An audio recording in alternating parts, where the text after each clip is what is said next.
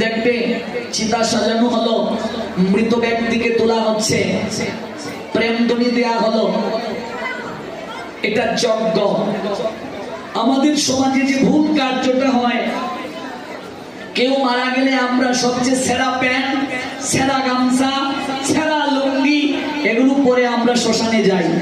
আর শ্মশান থেকে এসে স্নান করে খড় জ্বালিয়ে, আপনাদের অঞ্চলে হয় কিনা আমি জানি না, সরিষা দিয়ে, তারপর এটার মাঝে লোহা দিয়ে সারা শরীরে যে হেদা হেদি শুরু হয়, হেদা হেদি বুঝো, আগুন জ্বালিয়ে সরিষা দিয়ে হেদা হেদি। আমি একবার মারে কইতেছি ছোটবেলাতে, হেদা এদিকে থাকো। গ্রামের একজন মারা গেছে, বয়স্ক মহিলা, মায়ের যা একটা কাঠ দিয়া গাড়ি তোরে কত আদর করতো, ছোটবেলার ঘটনা মনে আছে। সাবধান, যে ডাল চলবে এই নেওয়া লাগবো।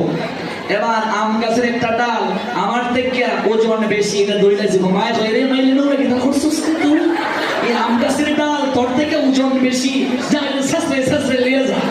এমন এটারে কোনো বিক্রিতা করতাম, কোনো করে শেষে শেষে লিয়ে যাবে, গিয়া ডাল দিয়া প্রণাম দিয়ে দৌড়ে আইলে তো ডরাইবে।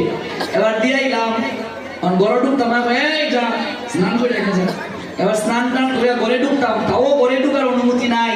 খের টের গিয়ে কতগুলো আনছে, খের বুঝো খড়, তারপর সরিষা দিছে, লোহা দিছে, আগুন জ্বালাইয়া সারা শরীরে যে হেদা হেদি শুরু হয়েছে। ও মায়ের তো হেদা হেদি কি থাকবো, এই তুই এটা বুঝতে না, এটা খরণ লাগে, খরণ লাগে খেনে, এই তো ওইটা বলতে মাতস।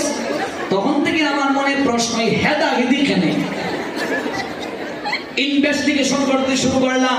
মনে রাখবে, স্নান করে পবিত্র হয়ে শ্মশানে যেতে হয়।